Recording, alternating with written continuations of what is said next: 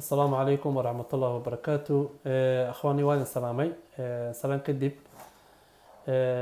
وبرنامج كان يجي برو برنامج كان يقص بسنا بربارنتا عرورتا كليبيدا نقدم بس وحان كوضا هذا برنامج كي وحان كوجني وحبرشدا وكليبيدا نقدم بي أن كشيكيني فرقي ودحي وحبرشدا wadamada reer galbeedkan u soo qaxnay iyo wadamadan iyo wadankan Soomaaliya iyo sida ay muhiim u tahay maadaama wadankan u soo qaxnay in ay muhiim tahay sida dadkan ay u dhaqmaan oo ilmahooda ay waxbarashadu u tabataagihiin inaan anagana mas'uuliyadda naga saaran aan u gudano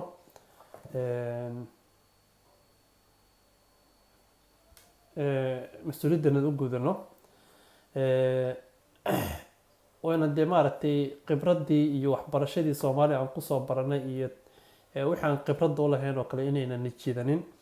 laakiin aan la saan qaadno aan la jaan qaadno dadka meesha degan iyo wadankan u soo haajirnay sida ay u dhaqmaan oo kale caawa topican ka hadalna waxay tahay farqiga waxyaalaha saameynta ku yeesha waxbarashada caruurta Soomaaliyeed ee degan wadamada reer galbeedka waxyaalaha saameynta ku yeelanaya waxay noqon karaan shay positive oo wanaagsan waxay noqon karaan shay negative oo xun oo aan wanaagsanayn labada shayba shay hadduu wanaagsan yahay iyo haddii uuna wanaagsanayn ba labadaba waxay saameyn ku yeelanayaan waxbarashada caruurta kow marka shayga ugu horeeya soo qaadanayna waxaa ka mid ah dadaalka waalidka iyo waqtiga uu geliyo cunuga inta badan waalidiinta Soomaaliyeed waxay u arkaan in waxbarashadu ay tahay shay aad u qaali ah lagu gaaranayo mustaqbalka cunuga uu ku gaarayo meel aad u wanaagsan wuxuuna waalid kasta marka jecel yahay in ilmihiisu ay noqdaan inay noqdaan kuwa naftooda iyo dadkooda wax tara oo cunugoodu uu noqdo lawyer dhakhtar engineer macallin uu noqdo mid asaga naftiisa iyo dadkiisa iyo diintiisa iyo mujtamaca uu ku dhex nool yahay nin ka dhex muuqdo inuu cunugii noqdo laakiin mararka qaarkood rabitaankaas uu waalidka jecel yahay cunugiisa inuu noqdo dhakhtar uu noqdo engineer inuu noqdo lawyer inuu noqdo macallin inuu noqdo dee waxyaalaha aad bulshada ugu muhiimka ee qofka naftiisa iyo bulshadiisa wax ugu tarayo inkastoo ay jecel yihiin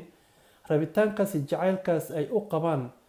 ilmahooda inay noqdaan kuwa ugu horeeya waxbarasho waxaa inta badan aan turjubaanaynin oo ayna waafaqsanin marka aad fiiriso ficilka waalidka waxaad arkaysaa waalid fara badan oo dee ilmihiisa rabaa inuu horumar gaaro laakiin haddana markaad aragto ficilkiisa iyo qaabka uu waalidka u dhaqmaayo ma waafaqsan waxa niyadiisa ka guuxaya waxa uu la rabo cunugiisa sababta haddii cunug wuxuu u baahan yahay korjoogteen fara badan uu u baahan yahay markuu ardayga yahay cunuga wuxuu u baahan yahay in waqti badan la geliyo wuxuu u baahan yahay dhaqaalo u fududeeyo waxbarashada in la siiyo waxay u baahan yihiin ilmaha dhiirigelin waalidnimo in lala garab taagnaado ilmaha markay waxbarashadii ay ku jiraan inta badan marka waxaad moodaa dhiirigelintii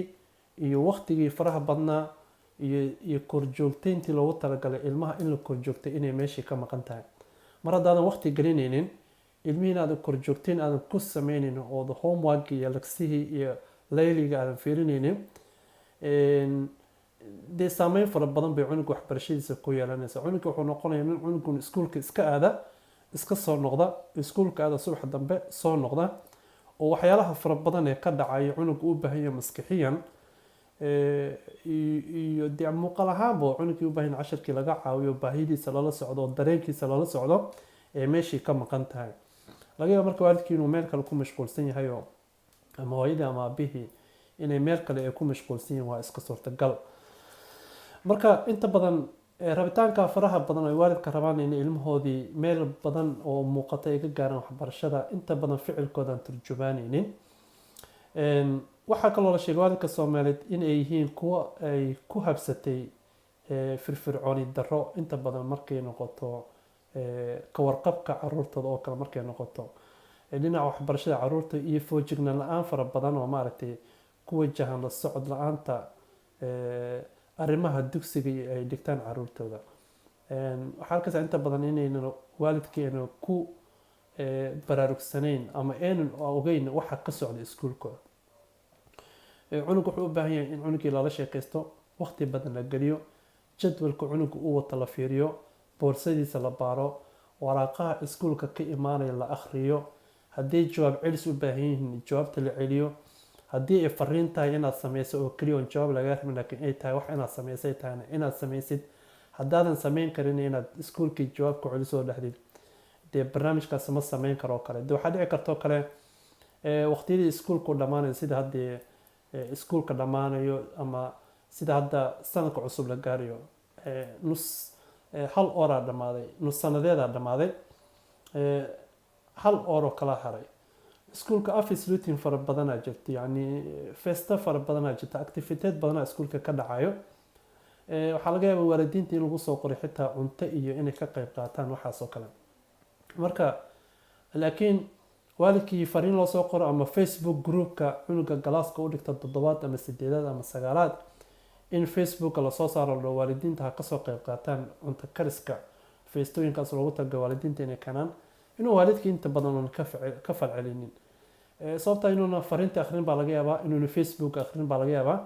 ama laga yaabaa inay ku adagtahay laakiin inuu celiyo fariintii inayna suurtagal noqonin baa laga yaabaa. waxyaalahaas oo dhan marka waxay saameyn ku yeelanayaan waxbarashada cunuga, waxay hoos u dhigayaan kalsooni la-aanta ama kalsoonida uu qabo waxbarashada cunuga ay hoos u dhigaysaa. sababta cunuga hadduu arkay inaadan waxyaalo fara badan aadan la garab taagnayn, dhiirigelin, waqti ka qayb qaadashada iskuulka, feestooyinka marka ay tahay, waxyaalahaas oo dhan haddaadan ka qayb qaadanin, kor joogteen badan aadan ku sameynaynin, wada shaqeyn fara badan aadan ku sameynaynin, cunugii wuxuu ka dhex faa'iideysanayaa dhexdiina marka adiga iyo iskuulka dhexdiina ka faa'iideysanaya. fariimo badan marka loo soo diray hadduu ogyahay cunugii inaadan ka jawaabaynin, kor joogteen badan aadan ku sameynaynin, la socod fara badan aadan ku sameynaynin, waqti badan aadan gelinaynin, dee cunugii marka wuxuu u dhaqmayaa siduu rabo u dhaqmayaa. qaabku maanta iskuulka ugu soo dhaqmay kama warqabtid. laga yaabaa fariin in lagu soo qoray, laga yaabo in Facebooka lasoo saaray fariin guud oo waalidiinta qusaysa, laga yaabo wixii dhan inaadan ka ficilinin waa laga yaabaa. homeworkyada cunuga inaadan fiirinaa laga yaabaa. cunuga berri muxuu leeyahay, waxaa loo baahan yahay inaad jadwalka iskuulka la socotid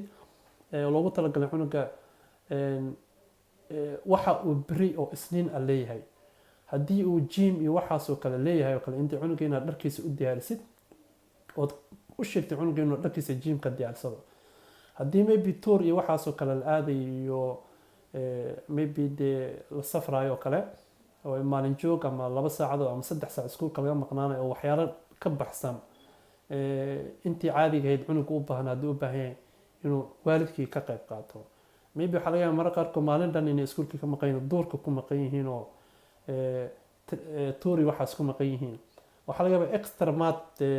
maad baaki cunugii inuu u baahan yahay.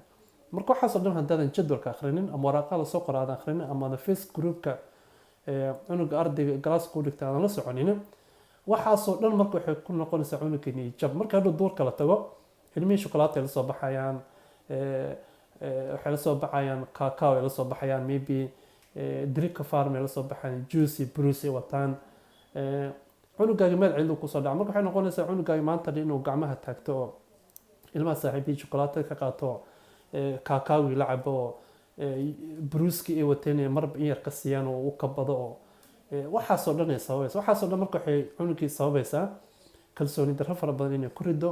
oo cunugii uuna dareemin sida ilmahan oo kale waalidiinteeda u garab taagan yihiin, qof u garab taagan inaysan jirin. waxaasoo dhan marka saameyn fara badan ay cunuga ku leedahay. haddaadan kor joogteen adag cunuga aadan ku sameynin oo aadan la soconin cunuga xaaladiisa, waxa ugu daran waxyaalahaas oo kale oo saameynta ku yeesho waayo. marka haddana anaga waalidiintana marka waxaan u baahanahay in boardka la iska jafo maadaama wadankana aan ahayn aan joogno, dhaqankiisa uu ka duwan yahay, systemka waxbarasho uu ka duwan yahay, mas-uuliyaddii iskuulka hore aan usoo sheegnay iyo kaanagii Soomaaliya ay aad u kala duwan yihiin oo kan ay tahay waxbarashada boqolkiiba 75 waxay saaran tahay waalidkay saaran tahay iyo gurigay saaran tahay. macallinku maanta dhan maadaama uu bixinaya hal saac oo bixinaya inuu cunugii fahmay oo waxaa cadeynaya inuu homework ka soo shaqeeyo. haddii cunuguna homework ka soo shaqeynin oo adiga aan kor joogteen ku sameynin oo aadan garab ku siinin oo aadan waqti gelinin fariin khaldan ay diraysaa. macallinkii marka ma dareemay dib caajisnimo iyo leysnimo homework laga soo shaqeyn kari waaye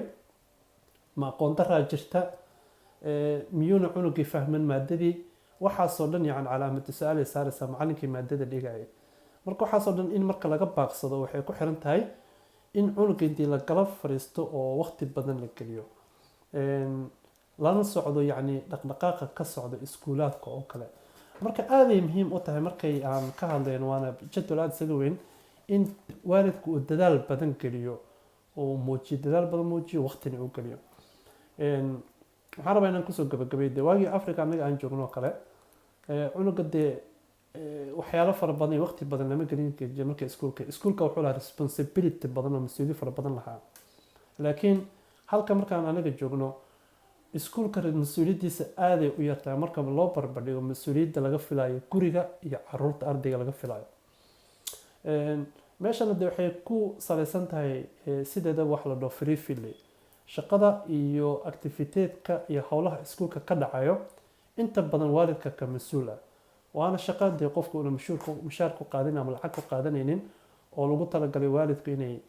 ka qayb qaataan activity-da iskuulka ka dhacayo. marka waxaa loo baahan marka waalidku inuu dadaal badan buuxiyo xiriir badan iskuulka la yeesho macallimiintiisa gaarka ee cunuga macallinku ah inuu xiriir la yeesho waalidiinta oo contact waalidiinta oo guddiga waalidka iskuulka iyo waalidka u dhaxeeya inuu xiriir la yeesho cunugiisa inuu xiriir la yeesho waqti badan uu geliyo korjoogteen adag ku sameeyo dadaal badan sameeyo waxyaalahan hadda soo sheegnay cunugiisa uu ku riyoonayo inuu dhakhtar iyo injineer iyo lawyer iyo macallin iyo nurse iyo wax walba uu noqdo haddii aad ku riyoonaysay kaliya waxaad xaqiijin kartaa markaad cunugaada dadaal badan iyo waqti badan aad ku bixisid. in badanna waan ka hadalnay barnaamijyadan ka hadli doono way fara badnaan doonaan oo dee si basic hoosaan usii geli doonaa. laakiin waxyaalaha saameynta ku yeesha cunugga waxbarashadiisa waxaa ka mid ah waalidka oon dadaal adag aan la imaanin waqti badan aan ku dhumanin cunugiisa. waxaan marka ku dardaarmayna insha allah maadaama oon waalidiin nahay wadankii usoo qaxnay joogno ilmahanagii maalin maalinta ka dambe ay sii korayaan maadooyinka kusii adkaanayaan ay sii badanayaan waxaa laga rabana ay aada usii badanayaan inay waalidka indhaha furaan dadaal badan geliyaan wixii ayna garanaynin qofka kale ee walaalka ahayd wadanka kaga soo horeeyay in uu asaga weydiiyo oo wixii ku adkaada ama macallinkaba si toos u weydiiyo wuxuu asaga fahmi waayo dhaqan ahaan iyo luqad ahaanba. markaad macallinka xiriir badan la yeelato uu arko inaad dadaal badan bixinaysa haddaad maanta khalad samayso uu kuu garaaba wuxuu isleeyahay okay